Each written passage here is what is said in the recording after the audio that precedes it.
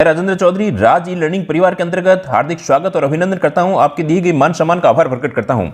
आज की देखो क्लास बहुत ही स्पेशल क्लास है, जिसके अंतर्गत खाली यू और आरओ नहीं, आरपीसी के एग्जाम है, राजस्थान अधीनस्थ सेवा बोर्ड के एग्जाम है और एनीथिंग एग्जाम, सभी प्रकार के एग्जाम के अंतर्गत सबसे बड़ी दिक्कत स्टूडेंट के साथ में आती है, इस क्रोनोलॉजी को पढ़ा कैसे जाए। ये 50 से जो 60 पेज की है, इसको कैसे 10 पेज के अंतर्गत लाया जाए। तो अपन आज इसी संदर्भ के अंतर्गत बातें करेंगे।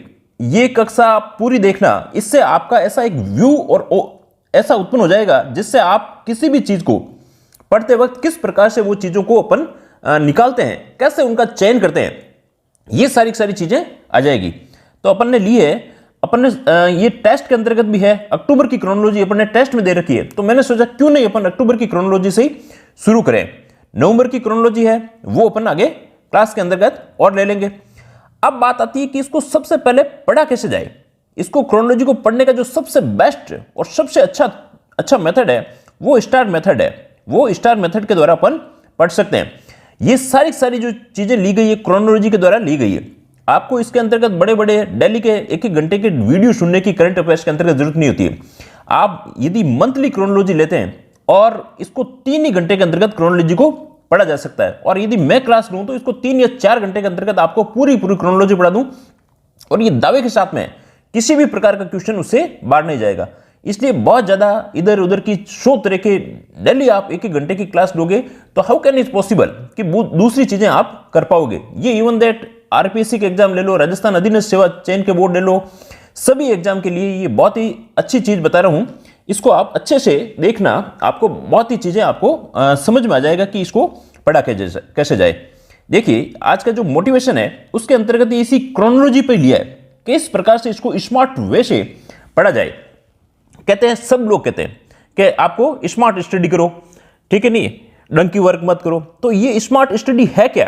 तो स्मार्ट स्टडी का यहां देखो सीधे से अर्थ है, इनके एक मैं आपको बताता हूं। इस स्मार्ट का अर्थ है, एस का अर्थ है स्पेसिफिक। अब स्पेसिफिक का यहां अर्थ है कि कुछ भी चीज पढ़ो, वो आपका जो विजन है वो क्लियर होना चाहिए, आपका जो गोल है वो क्लियर होना चाहिए। यदि आप किसी भी तरह का एग्जाम की तैयारी कर रहे हैं, आरएस की तैयारी कर रहे हैं तो आरएस का विजन क्लियर होना चाहिए।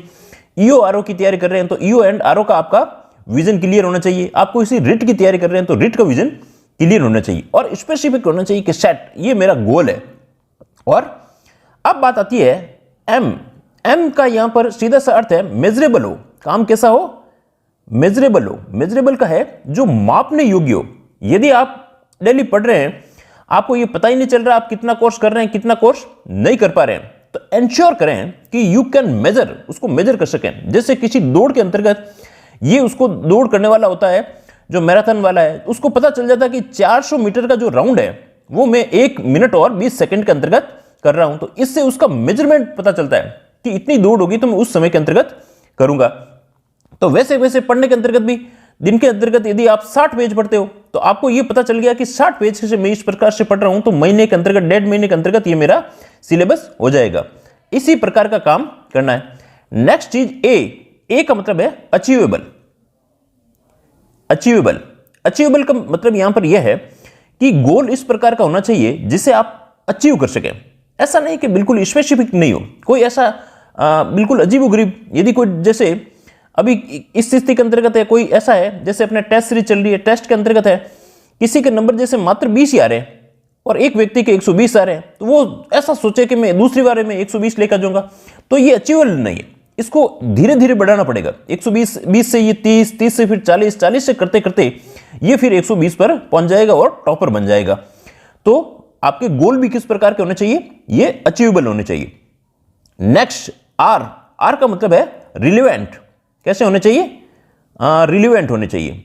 यहां रिलेवेंट से तात्पर्य इस प्रकार के है, गोल तो बनाओ, गोल आपने जो आपका स्पेसिफिक जो आपने अपना बना रखा है उसके रिलेवेंट, जो उपयोगी होने चाहिए उसी से। जैसे आप पढ़ने वाले स्टूडेंट है तो पढ़ाई के रिलेवेंट होना चाहिए। इस प्रकार का कोई दूसरा गोल आप दूसरी चीजों के अंतर्गत जो रिलेवेंट ही नहीं है वो चीज बनाओगे तो उसका कोई बेनिफिट नहीं है। नेक्स्ट इसके अंतर्गत है टी का मतलब है टाइम बाउंड। टाइम बाउंड का मतलब है कोई भी चीज अपन तय करते हैं कि भाई ये मुझे काम करना है, ठीक ना, हर चीज की टाइम बाउंड हो जाना चाहिए। ये एक चीज अपन को दिसंबर के अंतर्गत कंप्लीट एक बार कोर्स अपन सारी चीजों का कंप्लीट कोर्स कर लेंगे, सारे टेस्ट दे देंगे, सब चीजें कर देंगे। नेक्स्ट फिर अगले टाइम के अंतर्गत क्या करेंगे, किसी भी चीज के लिए यदि आपने 60 पेज किए हैं तो ये क्या हुआ, उसका आपने किसी भी, जैसे सप्ताह भर के लिए ये काम दिया कि सप्ताह भर के अंतर्गत मुझे ये बुक करनी है, तो अब इसमें सप्ताह भर क्या दे दिया, ये इसका टाइम बाउंड हो गया। टाइम बाउंड नहीं दोगे तो काम कभी भी फिनिश नहीं होता है, वो चलता रहता है और एक बेहतर भी तरीके से होता है। तो आपको स्मार्ट वर्क करना है, स्पेसिफिक होना चाहिए, मेजरेबल होना चाहिए, अचीवेबल होना चाहिए, रिलेवेंट और टाइम बाउंड के अंतर्गत आना चाहिए। चलो लेट्स स्टार्ट अपन क्रोनोलॉजी के अंतर्गत बात करते हैं, किस प्रकार से इसके अंतर्गत क्रोनोलॉजी को पढ़ना है। देखो हाँ, ये है क्रोनोलॉजी, ये क्रोनोलॉजी अक्टूबर माह की अपन ने क्रोनोलॉजी। सबसे पहले तो देखो इसके जो भी इसके ये डायग्राम फोटो दिखाई दे रहे हैं, ये इसके सबसे इसके कीवर्ड्स हैं, बुक के क्या है, कीवर्ड्स दिखाई दे रहे हैं। अब देखो इन्हीं कीवर्ड्स के द्वारा ही अपन नेक्स्ट आगे किस प्रकार से पढ़ रहे हैं। ये हैं अपने कीवर्ड्स के अंतर्गत सीडीएस बने। देखिए थोड़ा जूम कर देते हैं, अब एक एक पर अपन काम करेंगे इन पर। देखो लेफ्टिनेंट जनरल सेवानिवृत्त अनिल चौहान देश के नए सीडीएस बन गए। अब इसका मतलब कि यहां से ये क्वेश्चन आपको सबसे पहले तो इसका जो मुख्य पृष्ठ पर जो डायग्राम के बाद के अंतर्गत भी इसके अंतर्गत जो विशेष आकर्षण है इनको पढ़ना चाहिए। अब देखो सारी चीजें क्रोनोलॉजी से है, यदि आपके पास में अक्टूबर माह की क्रोनोलॉजी है तो उसको आप खोल करके जो चीजें मैं बता रहा हूं उसको आप अंडरलाइन करके एक बार येलो करके किसी कलर के करके भी आपको पता चल सकता है कि ऐसे ही इतनी चीजें पढ़नी होती है। ये देखिए नेक्स्ट देखिए, अब अपन ने बात की है, सबसे फर्स्ट लिया है, एक एक टॉपिक अपन लेंगे। फर्स्ट टॉपिक अपन ने क्या लिया है कि जनरल सेवानिवृत्त अनिल जी चौहान है, ये श्रीमान अनिल जी चौहान है जो देश के दूसरे चीफ ऑफ डिफेंस सीडीएस बन गए। इससे पहले यदि आपको पता होगा तो जो विपिन रावत थे वो सीडीएस बने थे। अब यहां पर अपन ने देखो जो ब्लैक कर रखे हैं, इसका मतलब कि उन्हीं को आपको हाईलाइट करना है, ठीक ना। अब इन्होंने 28 सितंबर को ये पद संभाला, ये किया है। हालांकि बहुत सारी चीजें तो मैंने क्रोनोलॉजी से भी इसके अंतर्गत समाप्त कर दी है, क्योंकि जो चीजें काम की नहीं है उससे आपको नहीं पढ़ना है। अब इसको क्या पढ़ना है, जैसे मिलिट्री ऑफ अफेयर्स के सचिव पद भी संभालेंगे। अब इसके अंतर्गत ये इसका दूसरा कीवर्ड हुआ है। अब इसके अंतर्गत नेक्स्ट देखिए, ये सीडीएस का पद कब हुआ, 2019 के अंतर्गत इसको पद को सृजित किया गया था। किसने किया था, डीबी शेक्तकर की अध्यक्षता में रक्षा विशेषज्ञों की समिति ने इसको सिफारिश की थी कि ऐसा पद होना चाहिए। अब सबसे फर्स्ट कौन बने थे, general Vipin ji Rawat, chief of defence staff सबसे फर्स्ट बने थे, सीडीएस बने थे। अब इसका कार्य क्या है, ये सेना के तीनों अंगों के बीच समन्वय सुनिश्चित करने के लिए उन्हें प्रभावी नेतृत्व देने का काम कर रहा है। तो ये अनिल जी चौहान है, और अनिल जी चौहान सबसे पहले चीफ ऑफ जो डिफेंस बने हैं, ये मिलिट्री ऑफ अफेयर्स के सचिव पद का भी संभालेंगे। इसके अलावा किसके अपने अध्यक्षता के अंतर्गत इनकी सिफारिश से बने, 2019 के अंतर्गत ये पद कैसे सृजित हुआ, सबसे फर्स्ट कौन बने, विपिन रावत बने, इसका काम किया। बस इतनी सी चीज है। क्रोनोलॉजी के अंतर्गत देखोगे और भी बहुत सारी चीजें लिखी हुई है, तो काम की चीजें इसी प्रकार से आपको सेलेक्ट करनी है। यही आपका स्टार मेथड है। अब स्टार मेथड के अंतर्गत ये लगता है कि क्वेश्चन आ सकता है, तो इसको ध्यान रख लिया। नेक्स्ट देखिए, सेकंड चीज अपन यहां से देख रहे हैं, आर वेंकटरमण भारत के नए अटॉर्नी जनरल, आर वेंकटरमण बनेंगे भारत के नए वेंकटरमण। अब इसके अंतर्गत देखो नेक्स्ट चीज देखिए, बिल्कुल अपन ने वैसे जैसे पढ़नी चाहिए उसी हिसाब से अपन किताब को देख रहे हैं। आर वेंकटरमण भारत के नए अटॉर्नी जनरल बन गए। अब यहां ध्यान रखना वेंकट रमणी है या ना कि वेंकट रमण है। अब बात आती है इसके अंतर्गत की 1 सेकेंड, हाँ वेंकटरमणी है, कार्यभार इन्होंने संभाला। अब इससे कोई मतलब नहीं कब कार्यभार संभाला, ये पद किसका लिया है, ये के वेणुगोपाल का इन्होंने पद लिया है। इनका पद 30 समाप्त हो गया, इसका कोई मतलब नहीं। अब इनका कार्यकाल कितना रहेगा, ये यहां से क्वेश्चन पूछा जा सकता है, और अपन को पता भी रखना है कि आगे के 3 साल तक यही रहेंगे जब तक आप लोगों का सिलेक्शन हो जाएगा, ठीक ना। फिर इनको अटॉर्नी जनरल को याद करने की जरूरत नहीं है। अब इसके अंतर्गत देखो नेक्स्ट, इसके अंतर्गत क्या क्या चीजें जो साइलेंट पॉइंट आए हुए हैं, क्या है, ये संघ की कार्यकारिणी का अंग है। 76 के अंतर्गत इसका मतलब कि जो भाग दिए हुए हैं, तो ये कौन से भाग के अंतर्गत आता है, संघ के अंतर्गत आता है। और क्या है, ये देश के सर्वोच्च कानूनी अधिकारी होते हैं। संविधान के अंतर्गत क्या दिया हुआ है, 76 के अंतर्गत दिया हुआ है।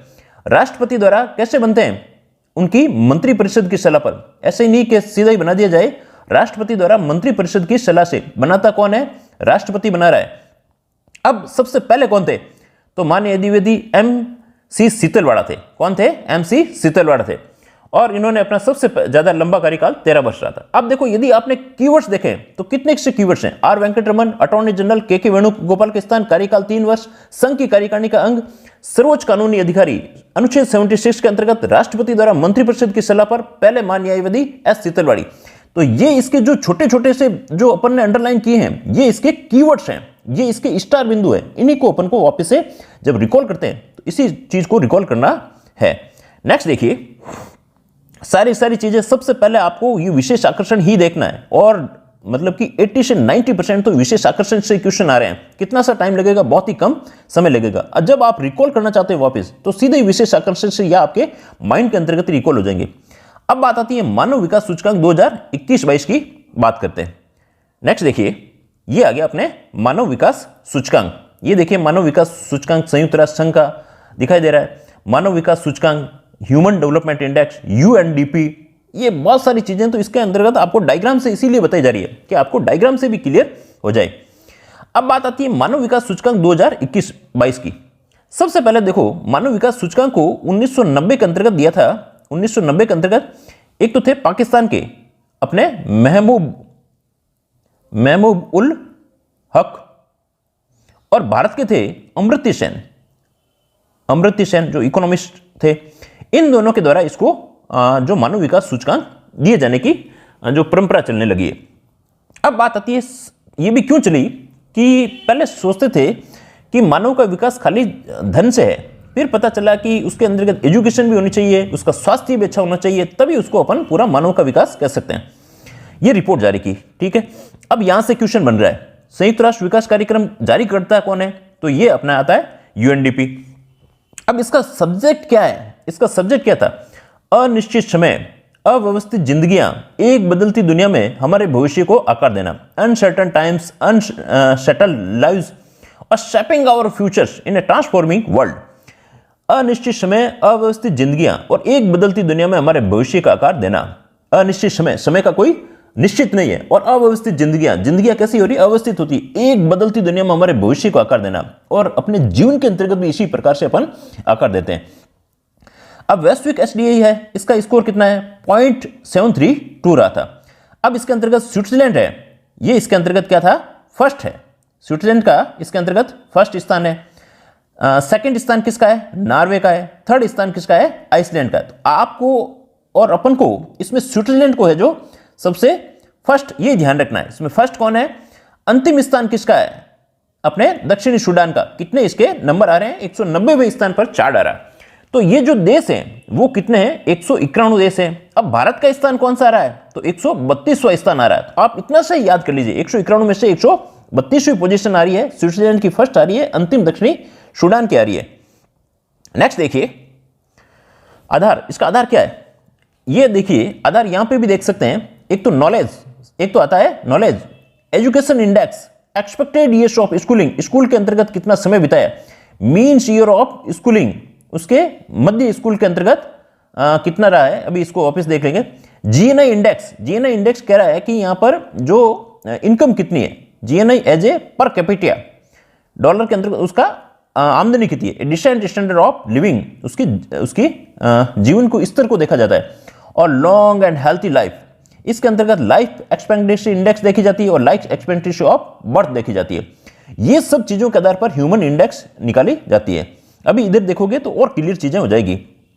जो शिक्षा, स्वास्थ्य है और जो आपके जीवन स्तर कैसा है, उसी तीन चीजों के आधार पर लिखा जाता है। एक तो होती है शिक्षा, यदि अगर सीधा सा देखें, शिक्षा, स्वास्थ्य और जीवन स्तर, तीन आधार पर इसका अपने पैमाना है।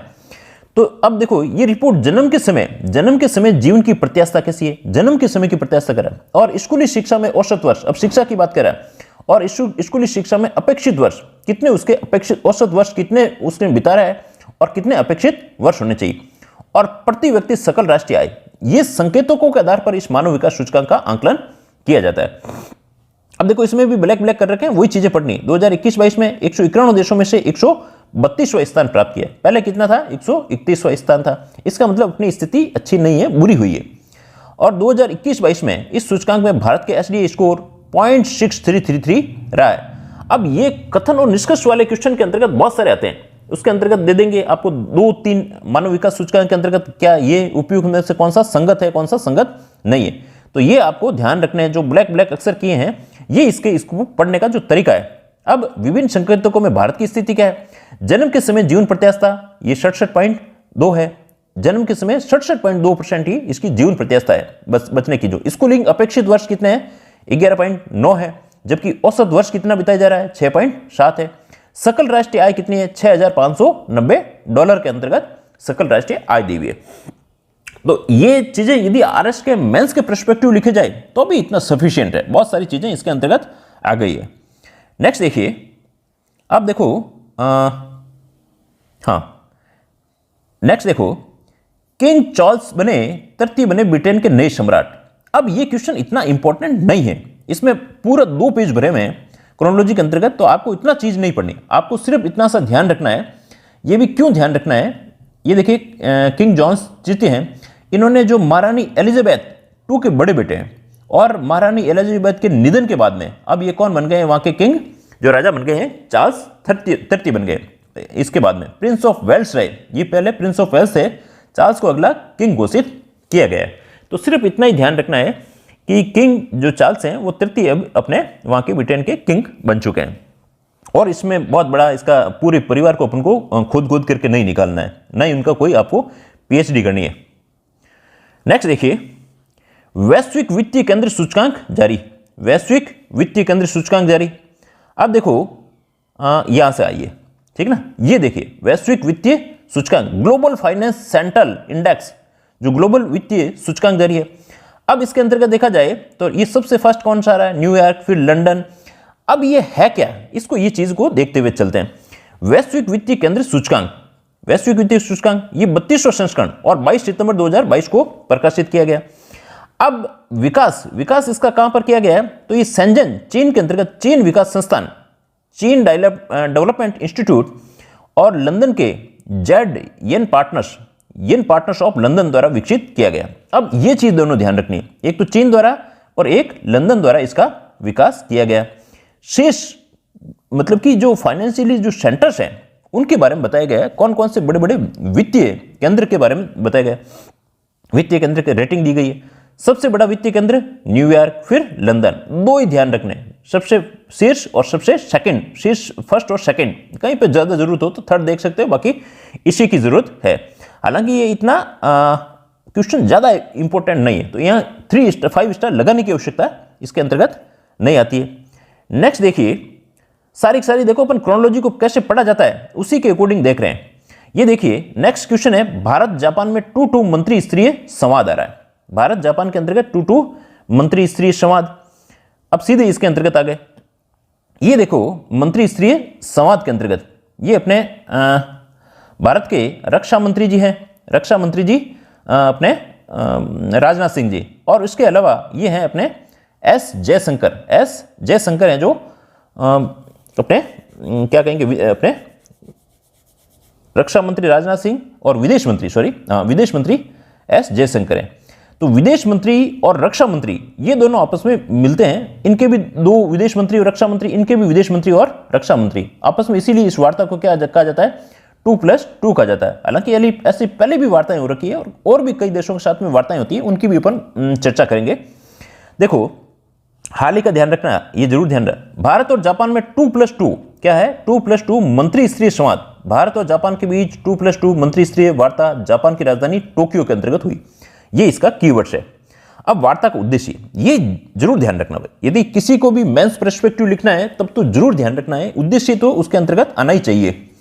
देखो भारत और जापान है 2+2 मंत्री स्तरीय बैठक का उद्देश्य एक तंत्र निर्मित करना और रक्षा, सुरक्षा और आसूचना तंत्र, जो गुप्तचर सूचनाएं, रक्षा से, सुरक्षा से और गुप्तचर सूचनाएं, इनको अपने एकीकरण के साथ में द्विपक्षीय संबंध के निर्णायक मोड़ लेते हुए भारत और जापान ने 2+2 वार्ता रक्षा मंत्री राजनाथ सिंह, विदेश मंत्री एस जयशंकर और जापान के रक्षा मंत्री यासुकाजु हमादा और जापान के विदेश मंत्री योशिमासा हयाशी शामिल हुए। अब जापान वालों के अपने इतने नाम याद रखने की आवश्यकता नहीं है, इतना ज़्यादा अपन को रटना नहीं है।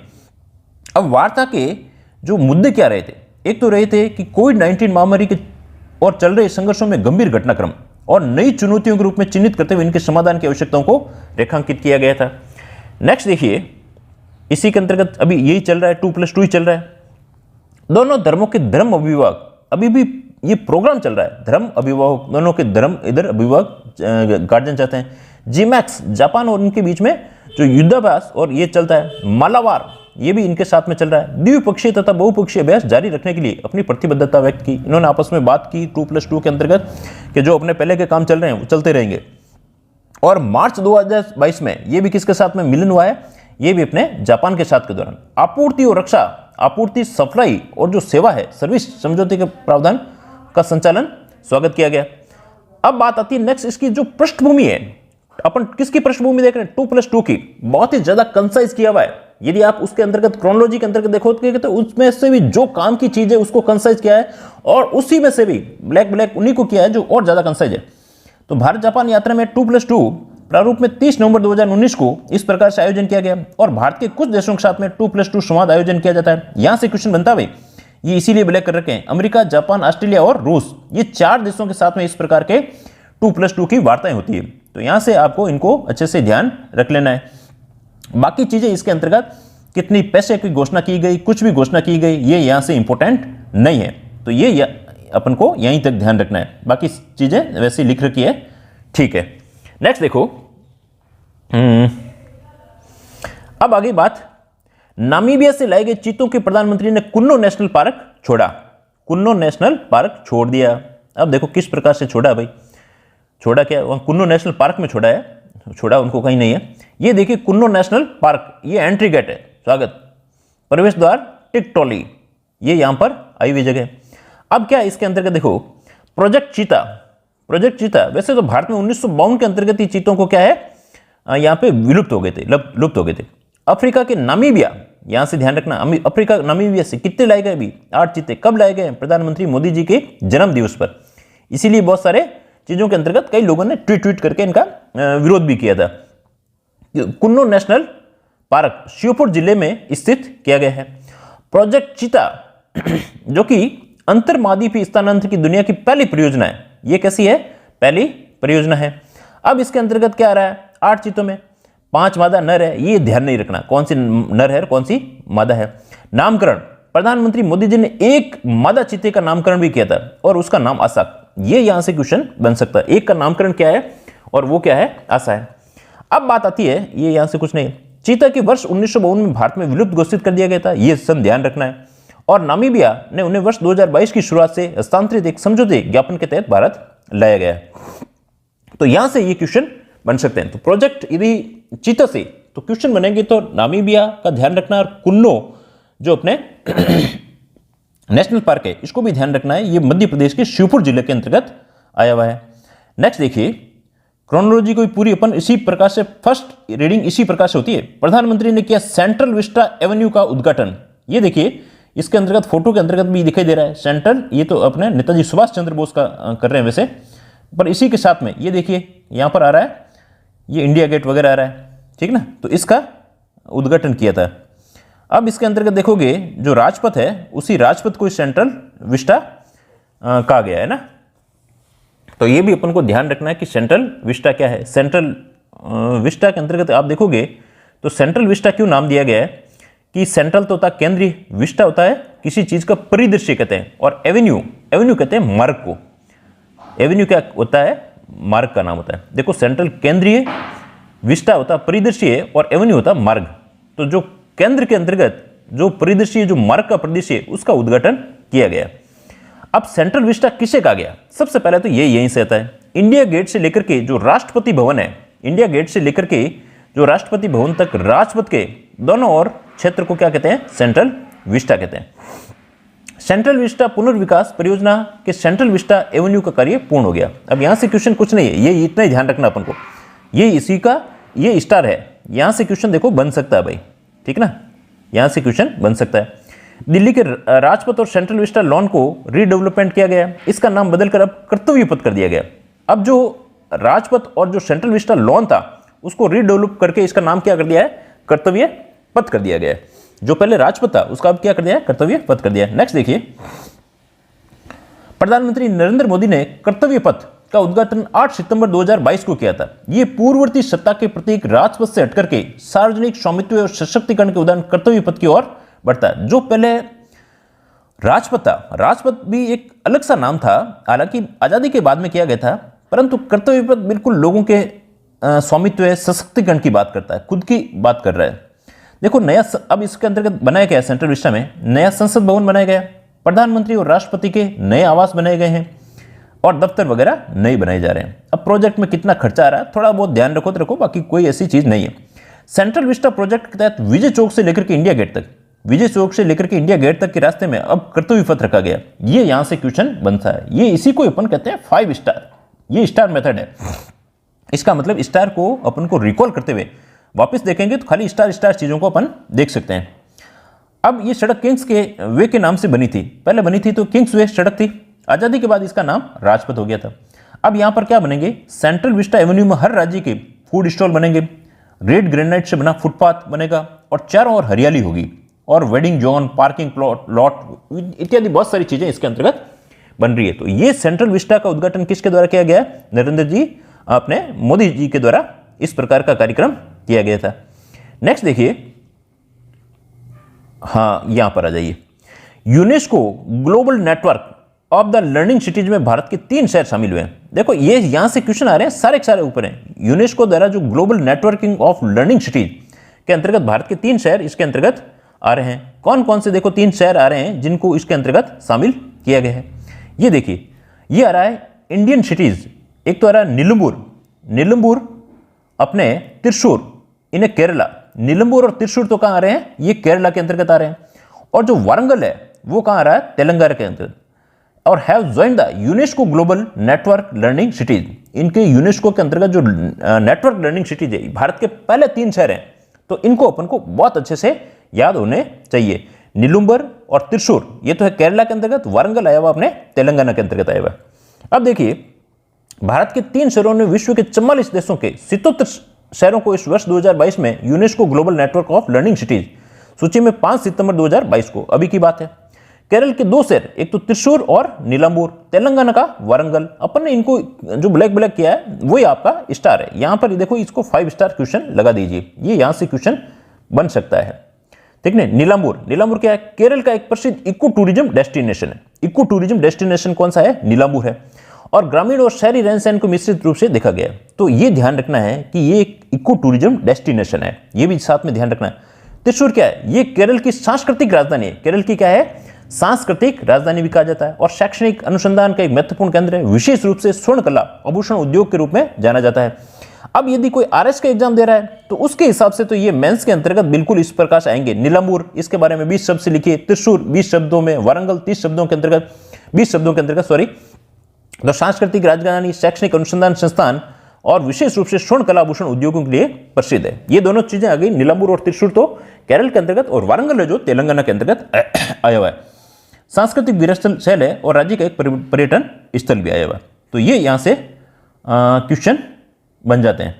अब इसके अंतर्गत देखो और भी चीजें दी गई है इस ग्लोबल से संबंधित। वर्ष 2022 की सूची में विश्व के अन्य प्रमुख शहर क्यू, एक तो यूक्रेन की राजधानी क्यू और डरबन दक्षिण अफ्रीका की राजधानी शारजाह यूएई के अंतर्गत शामिल किया गया। अब इससे लाभ क्या है, इन शहरों के समावेशन से अन्य शहरों के साथ विचारों का आदान प्रदान होता है और लागू व्यवस्थाओं को तरीकों से अपनाया जाता है। ये इसके अंतर्गत मुख्य बातें हैं। क्या है यूनेस्को ग्लोबल नेटवर्क जो लर्निंग सिटीज कौन है, तो इसके बारे में भी ये चीजें लिखी गई है। क्या है, प्रेरणा जानकारी और सर्वोत्तम प्रथाओं के network UNESCO global network learning city 2013 में ये प्रारंभ किया गया था। इस प्रकार का एक प्रोग्राम है जो प्रारंभ किया गया था। अंतर्राष्ट्रीय नीति उन्मुख नेटवर्क है ये, UNESCO institute of life long अपने लर्निंग द्वारा समन्वित नेटवर्क, जिसमें 17 सतत विकास जो सस्टेनेबल डेवलपमेंट गोल है उनकी उपलब्धियों के लिए जो SDG 4 और SDG 11 है उनके समर्थन करता है। कोई सांस्कृतिक विरासत से संबंधित कोई ऐसी चीजें होगी उनके समर्थन की बात भी करता है। अब बात आती है कि ये देश के पहले 3 शहर हैं, त्रिशूर और नीलाम्बूर, ये तो आ गए अपने केरल के अंतर्गत, वारंगल आ गया अपने तेलंगाना के अंतर्गत आ गया। तेलंगाना के यूनेस्को में दूसरी सूची के अंतर्गत किया गया। इससे पहले मुलुगु जिले के रामापा विश्व मंदिर, इसको भी यूनेस्को के जो विश्व विरासत के अंतर्गत शामिल किया गया था। जो यूनेस्को की विश्व विरासत है उसके अंतर्गत 40 शहर के अंतर्गत अपने इसके अंतर्गत आ रहे हैं। अब 40 शहरों के अंतर्गत भी यदि आप देखोगे तो इसको सबसे ये 39वें शहर के अंतर्गत इसको शामिल किया गया है, ठीक ना। 39वां तो ये था रामापा, तेलंगाना का जो मंदिर था विश्व धरोहर के अंतर्गत शामिल किया था। और 40 के अंतर्गत था धोलावीरा, जो धोलावीरा केंद्र था, धोलावीरा केंद्र को अपने इसके अंतर्गत शामिल किया गया है। यहां से आ गया। नेक्स्ट देखिए, अब बात आती है अपने, तो इनको अच्छे से देखो, याद तो करना ही पड़ेगा भाई। भारतीय नौसेना की स्टीलिथ फ्रिगेट तारागिरी लॉन्च की गई। ये भारतीय नौसेना के अंतर्गत एक जो फ्रिगेट तैयार की गई है स्टीलिथ, बिल्कुल इसके बारे में देखते हैं अपन क्या क्या चीजें दे रखी है। देखो ये इस प्रकार से ये नौसेना के अंतर्गत क्या है, स्टीलिथ फ्रिगेट है। अब बात आती है नौसेना में स्टीलिथ फ्रिगेट तारागिरी को लॉन्च किया गया। युद्धपोत, ये क्या है, युद्धपोत है। तारागिरी को लॉन्च के साथ ही आईएनएस विक्रांत के साथ दुश्मनों को मुंह तोड़ जवाब देने के लिए, विक्रांत के बाद में भारतीय नौसेना का एक ताकतवर जंगी जहाज है। ये क्या है, ताकतवर जंगी जहाज है। किस प्रकार का जहाज है, नौसेना जहाज है। अब इसमें वस्तुतः नौसेना के प्रोजेक्ट, ये किसके द्वारा, 17A फ्रिगेट के 5वें स्टीलिथ युद्धपोत तारागिरी, 5वां ये अपना युद्धपोत है, उसका नाम क्या है, तारागिरी है। ये मुंबई के कहां से इसका निर्माण किया जा रहा है, मंझगांव डाक शिप बिल्डर से लिमिटेड इसे निर्माण किया जा रहा है। तारीखें इसको ध्यान नहीं रखनी है। अब इसकी डिलीवरी ध्यान रख लेना, ये 2025 तक होने की उम्मीद है। अभी इसकी डिलीवरी इस प्रकार से अभी आया नहीं है, तो ये ध्यान रखना है। भारतीय नौसेना का स्टीलिथ फ्रिगेट तारागिरी लॉन्च किया गया है और ये 17A फ्रिगेट का 5वां स्टीलिथ युद्धपोत है। चलो नेक्स्ट देखो, 17 जो प्रोजेक्ट है अल्फा फ्रिगेट को स्टीलिथ गाइडेड, ये मिसाइल फ्रिगेट की एक श्रृंखला के निर्माण में भारतीय नौसेना द्वारा वर्ष 2019 के अंतर्गत ऐसा एक प्रोजेक्ट लॉन्च किया गया, जिसके अंतर्गत 7 ऐसे जो लॉन्च करने हैं। और ये अपने जो पर्वत श्रेणियां हैं उन्हीं के आधार पर देखिए अभी पता चल जाएगा। इनका निर्माण वर्त में मंझगांव डाक, ये इसके द्वारा किया जा रहा है। 17 प्रोजेक्ट है के तहत कुल 7 जहाज लॉन्च किए जाएंगे। अब इसके अंतर्गत ये ध्यान नहीं रखना है, 4 ये करेगा डाक शिपयार्ड करेगा मुंबई वाला, और 3 गार्डन रिच कोलकाता वाला तैयार करेगा। अब इनके नाम कैसे रखे गए, देखो ये भारत में पर्वत श्रेणियों की श्रृंखलाओं में नीलगिरी, हिमगिरी, उदयगिरी, दूनागिरी, तारागिरी, विंध्यगिरी और महेंद्रगिरी, इस प्रकार से इनके नाम रखे गए हैं। देखो ये यहां से आपको और आइडिया लगेगा। प्रोजेक्ट 17A, ये देखो 1, 2, 3, 4 और 5 के अंतर्गत कौन सा है, तारागिरी। फिर ये अपने विंध्यगिरी, फिर महेंद्रगिरी, इस प्रकार के आए हुए हैं। देश का नया हथियार, अब इसमें आप नीलगिरी, ये पुराना कोई फोटो था उससे उसी को लिया हुआ है। अपन को यहां पर सिर्फ ध्यान रखना है तारागिरी, और तारागिरी के अंतर्गत भी ये इनके आपको नाम बताने के लिए 7 किस प्रकार के हैं, इसलिए फोटो को लिया गया है। नेक्स्ट देखिए, 1 सेकेंड, थोड़ा सा टाइम लगेगा पर आपको पूरा इसमें समझ में आ जाएगा। यहां से क्वेश्चन भी आप देख लेना, 80 से 90% यहां से क्वेश्चन आ जाएंगे, राजस्थान वाली चीजों को भी छोड़ करके। REC को मिला महारत्न कंपनी का दर्जा। ये क्या होती है, महारत्न कंपनी होती है। कितनी महारत्न कंपनियां अभी वर्तमान के अंतर्गत, 12 महारत्न कंपनियां है। देखिए हाँ, यहां पर आ जाइए, ठीक ना। हाँ, REC को मिला महारत्न कंपनी का दर्जा, ये ध्यान रखना है। और महारत्न कंपनी कौन सी है, 12वीं कंपनी है। किस प्रकार की है, सार्वजनिक क्षेत्र की कंपनी है। को महारत्न CPC central public sector enterprise का दर्जा मिल चुका है। वित्त मंत्रालय के अंतर्गत वाले इस आशय से 21 सितंबर, देखो हमने सिर्फ ब्लैक किए, वही काम की चीज है। लाभ क्या है इसके, जो REC महारत्न दर्जे का इसको दर्जा मिल गया है, इससे बोर्ड के जो वित्तीय निर्णय के दौरान बड़ी शक्तियां हासिल होगी और इसके संचालन के लिए वित्तीय मामलों में अपेक्षाकृत अधिक स्वायत्तता प्रदान की जाती है। इसीलिए जो महारत्न है, मिनी रत्न है, नवरत्न है, इस प्रकार से जो मिनी रत्न है उसी से ये कंपनियां अपने महारत्न के अंतर्गत आती है। नवरत्न कंपनियां मिनी रत्न के अंतर्गत आती है। अब REC खुद क्या है, ये ध्यान होना चाहिए। ये एक गैर बैंकिंग वित्तीय कंपनी है, गैर बैंकिंग वित्तीय कंपनी है। NBFC गैर बैंकिंग जो बैंकिंग फाइनेंशियल कंपनी है, जिसकी स्थापना 1969 में की गई और देश भर में बिजली क्षेत्र के वित्त पोषण और विकास का काम देखती है। तो ये यहां से आप अपन किसी भी मेंस लिखो चाहे ऑब्जेक्टिव लिखो, सबके अंतर्गत आ सकता है। ये 5 स्टार चीज यहां से आ रही है, जो मिनी अपने REC को किसका दर्जा मिला है, महारत्न का। अब महारत्न किस चीज के लिए दर्जा होता है, कितनी इसकी टर्नओवर होना चाहिए, कितना इसका नेटवर्थ होना चाहिए, कितना इसका नेट प्रॉफिट होगा, उसको महारत्न का दर्जा मिलेगा। मिनी रत्न के लिए भी अलग है, पर अपन यहाँ सिर्फ क्रोनोलॉजी पढ़ रहे हैं। स्टॉक एक्सचेंज में सूचीबद्ध हो, सबसे पहले क्या है, स्टॉक एक्सचेंज के अंतर्गत वो कंपनी सूचीबद्ध होनी चाहिए। वार्षिक टर्नओवर मतलब कि उसके अंतर्गत जैसे कहता है गले में कितने पैसे आए, तो पिछले 3 वर्ष के अंतर्गत 25,000 करोड़ इसका टर्नओवर हो, और पिछले 3 वर्षों के अंतर्गत इसका नेटवर्थ जो उसके देनदारियां चुकाने के बाद में जो नेटवर्थ है वो 15,000 करोड़ हो, और नेट प्रॉफिट है वो कितना होना चाहिए, 5,000 करोड़ से अधिक होगा, तो उसी को अपन महारत्न कंपनी का दर्जा देंगे। अब बात आती है कौन कौन सी कंपनियों को महारत्न, ये 12वां ग्रामीण विद्युत अपने निगम को मिला हुआ है। ये अपन ध्यान भी रख सकते हैं, 12 के 12 नाम है, जैसे REC है, असीमित ऊर्जा अनंत संभावना के अंतर्गत, सेल है, अपने हिंदुस्तान पेट्रोलियम है, NTPC है, पावर ग्रिड है, गैल है, कोल इंडिया है, ONGC है, इंडियन ऑयल है, भेल है और भारत पेट्रोलियम। ये सारे के सारे अपन को नाम, जो 12 नाम है आपको याद हो जाने चाहिए, क्योंकि यहां से क्वेश्चन बन सकता है। नेक्स्ट देखिए, एक एक चीज अपन क्रोनोलॉजी की कैसे आपको पढ़नी है पूरी पता चलेगी, पूरा देखोगे तो बहुत सारी चीजें क्लियर हो जाएगी, और स्किप नहीं करना है, समझ में आने के लिए बहुत ज्यादा जरूरी है। भारत बना विश्व की 5वीं सबसे बड़ी अर्थव्यवस्था।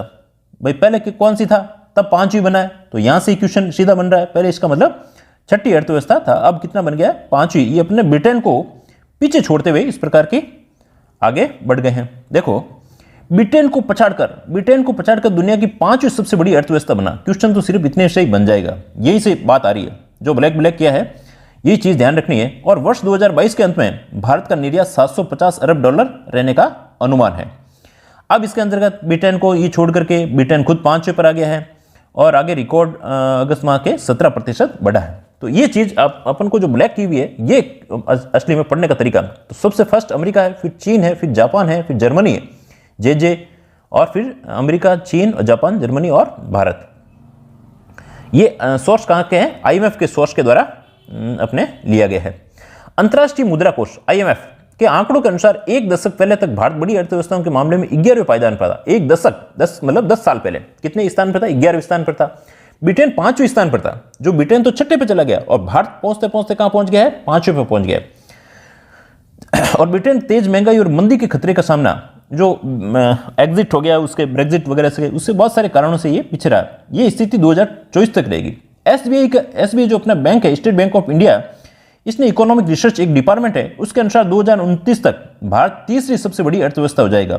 और 2014 के अंतर्गत क्या था, 10 था, अपन 3री अर्थव्यवस्था हो रहे हैं। तो अपने भारत में बहुत कुछ ऐसी चीजें हैं, अपन को अपने इसके पॉजिटिव एस्पेक्ट हमेशा देखने चाहिए। नेक्स्ट देखिए, हाँ, अब अगला चीज आती है, आशा पारेख को वर्ष 2020 का दादा साहब फाल्के पुरस्कार मिला है। तो आशा पारेख जी के बारे में देख लेते हैं, किस प्रकार की फिल्म एक्ट्रेस है, ठीक ना। ये देखो यहाँ पर आशा पारेख को वर्ष 2020 का दादा साहब फाल्के पुरस्कार मिला। किसने दिया है, राष्ट्रपति द्रौपदी मुर्मू के द्वारा दिया गया है। अब थोड़ा सा आशा जी पारेख के बारे में देख लेते हैं। अब ये ध्यान रखना 2022 में दिया है, पर ये पुरस्कार कब का है, 2020 का पुरस्कार है। दादा साहब फाल्के पुरस्कार दिया है गुजरे जमाने की जो मैसूर अभिनेत्री है। अब इनको ऐसी चीजें ध्यान नहीं रखनी है, ये ध्यान रखना है 52वां कौन सा दिया है, 52वां प्रदान किया गया, और 27 सितंबर 2022 को, इसका भी कोई नहीं। अब इनकी कोई फिल्में ध्यान रख लीजिए, दिल देके देखो, कटी पतंग, तीसरी मंजिल, कारवां जैसी इन्होंने फिल्में बनाई है। अब इसके बाद में सीधे 2019 के अंतर्गत ये किसको मिला था, रजनीकांत जी को मिला था। और आशा पारेख जी के बारे में इन्हें पद्मश्री मिल चुका है, और 1998 से 2001 तक ये फिल्म प्रमाणन बोर्ड की अध्यक्ष भी रह चुकी है। बस इतनी सी चीजों को आपको ध्यान रखना है, और यहां पर इसको 5 स्टार बना देना है, किसको मिला है ना, बस ये चीज ध्यान रखनी है। नेक्स्ट देखिए, हाँ, अब बात आती है 1 second, battery is low, 1 minute. अब देखो, आशा पारेख के बाद में आता है 2022 के जो रमन मैगसेसे पुरस्कार है, उनके बारे में अपन डिस्कस करेंगे। 1 सेकेंड, हाँ, बैटरी इसकी लो हो रही थी, इसीलिए दिक्कत थी थोड़ी सी। चलो नेक्स्ट बात कर रहे हैं अपन रमन मैगसेसे पुरस्कार की। हाँ, कहाँ चले गए, हाँ 2022 के रमन मैग्सेसे पुरस्कार। अब देखो थोड़ा सा ही बचा हुआ इसके अंतर्गत, जल्दी जल्दी फटाफट इसको देख लेते हैं। हाँ, ये आ जाइए। अब बात करते हैं अपन, देखो जो रमन मैग्सेसे पुरस्कार है वो किसको किसके मिले, जो मनोचिकित्सक है वो सोतियार छिम, कंबोडिया के मनोचिकित्सक, इनको कोई पूछा नहीं जाएगा, वैसे पढ़ रहे हैं अपन। जापानी नेत्र रोग विशेषज्ञ तदाशी हतोरी, इसीलिए ब्लैक ने किया। फिलीपीन के बाल रोग विशेषज्ञ हैं बर्नाडेट जे मैड्रिड, और फ्रांसीसी पर्यावरण कार्यकर्ता है गे अपने बेनिचेगी। इनके नाम भी अपने लगा दिए है, सोथिरिया अपने छिम, तदासी अपने आतुरी, ये सब के सब क्या है, ये कोई पर्यावरण निधे, कोई डॉक्टर वगैरह हैं। इसका मतलब ये किसके अंतर्गत पुरस्कार दिया जा रहा है, रमन मैग्सेसे पुरस्कार है जो अपने जो मेडिकल साइंस से संबंधित है, कोई पर्यावरण से संबंधित है, विज्ञान के क्षेत्र के अंतर्गत दिया जाता है।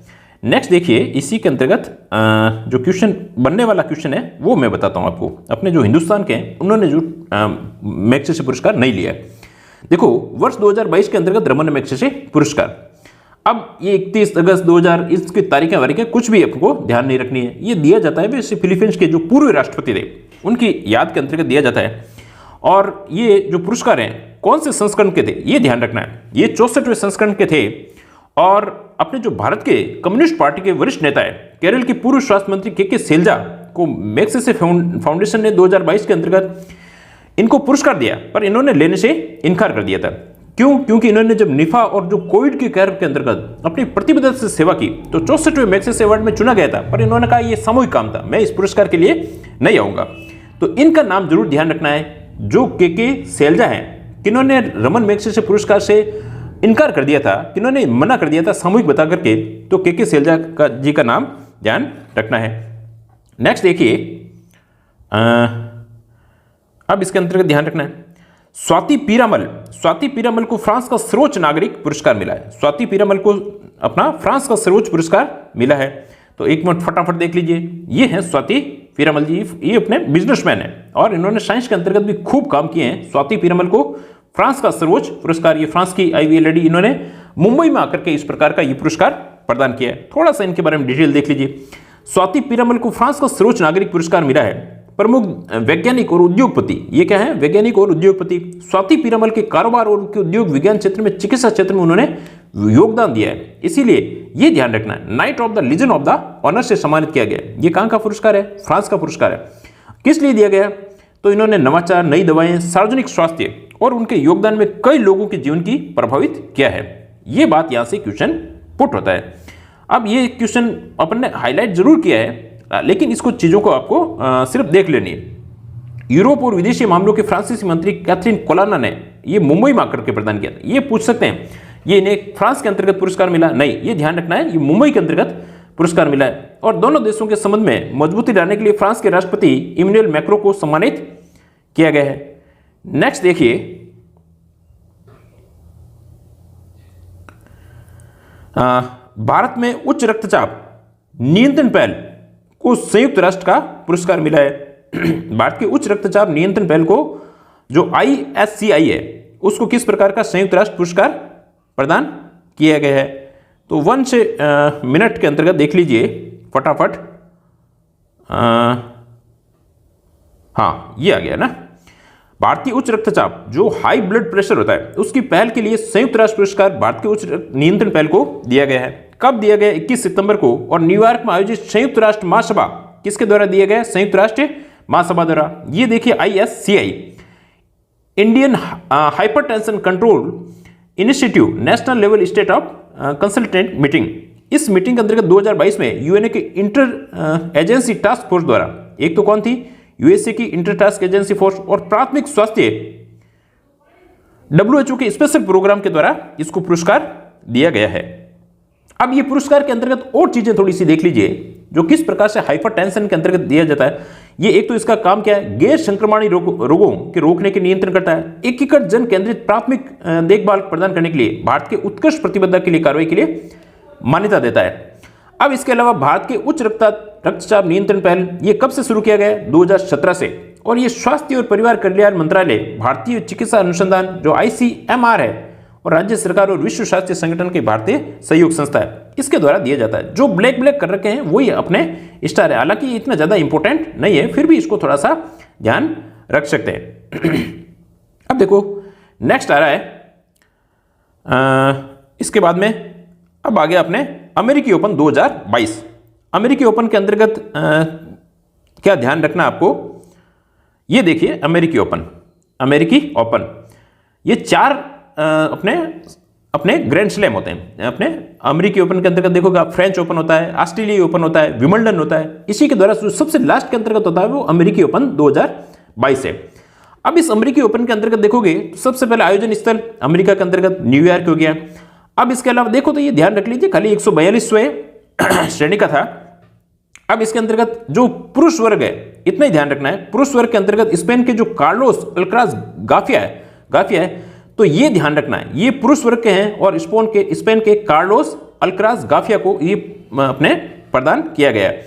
अब इन्होंने हराया किसको, ये थोड़ा सा ध्यान रखो, देख लीजिए। एकल स्पेनिश खिलाड़ी कार्लोस अल्काराज ने नार्वे के कैस्पर रूड को इन्होंने पराजित किया गया। ये इनकी फोटो है, फोटो से भी कई चीजें अपने दिमाग के अंतर्गत, माइंड के अंतर्गत रिकॉल होती है। तो स्पेन के कार्लोस अल्काराज को दिया गया है। अब कितने से हराया, ये 6-2 से जीता, 3 से जीता, इन चीजों को नहीं ध्यान रखना है।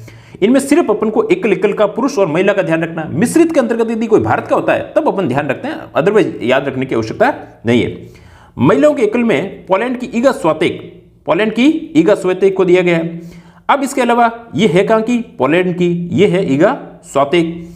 अब पराजित करके अमेरिकी ओपन खिताब जीता। स्विएतेक का ये 3रा ग्रैंड स्लैम है और इसी वर्ष उन्होंने फ्रेंच ओपन भी जीता था। ये इतना ही अपन को ध्यान रखना है। नेक्स्ट देखिए, ये आ गए अपना ना। अब बात आती है श्रीलंका ने जीता एशिया कप 2022। ये देखो फोटो के अंतर्गत भी दिखाई दे रहा है। और उसके बाद में प्रणव आनंद ने जीता 76वें ग्रैंड मास्टर। फटाफट इन दोनों को भी अपन देख लेते हैं। देखिए ये आ गया श्रीलंका का। श्रीलंका ने जीता ये संस्करण 15वां कौन सा था, 15वां संस्करण था। T20 फॉर्मेट में दूसरा था। 2016 के बाद में इसका फॉर्मेट कैसा हो गया, एक बार T20 फिर एक बार अपने वनडे के रूप के अंतर्गत किया जाता है।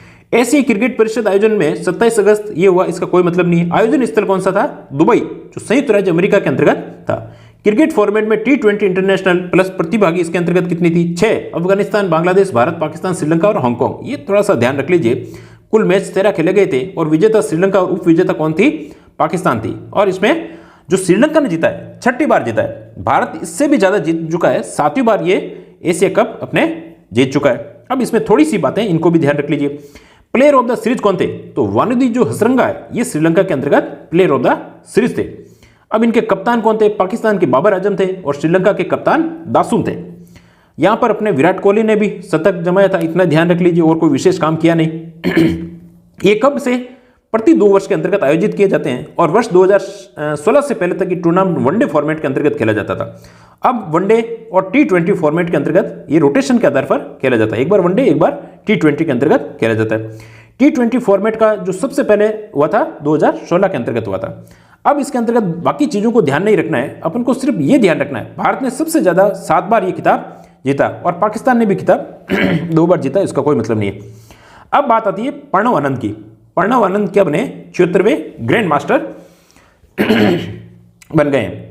तो ये चीजें इसके अंतर्गत जो ऊपर की मेन पृष्ठ थी, अब मेन पृष्ठ की चीजों को अपन ने अंदर तक लिया है, किस प्रकार से इसकी गहराई तक गए हैं। ये क्वेश्चन आप देखोगे, यदि 100 क्वेश्चन आ रहे हैं 100 क्वेश्चन आ रहे हैं तो 80 से 90% चीजें तो यही से आ जाती है। जब भी अपने पास में लास्ट का टाइम हो, रिकॉल करना हो, तो इतनी चीजें रिकॉल करके जानी चाहिए। ये आपके स्टार के अंतर्गत चीजें आती है। आई होप आपको क्लास अच्छी लगी होगी। इस क्लास को आप खूब लोगों के पास में शेयर करें, लाइक करें, और भी इस प्रकार की क्लासें लानी हो तो इसके अंतर्गत कमेंट्स करें कि ये क्लास आपको अच्छी लगी है। अब इसके अंतर्गत अपन कुछ MCQs, इसके अंतर्गत पूरी जैसे अक्टूबर, नवंबर, अगली अपन इस प्रकार से ली जा सकती है। तो हमारे चैनल को लाइक, शेयर और सब्सक्राइब करना ना भूलें। Thanks a lot.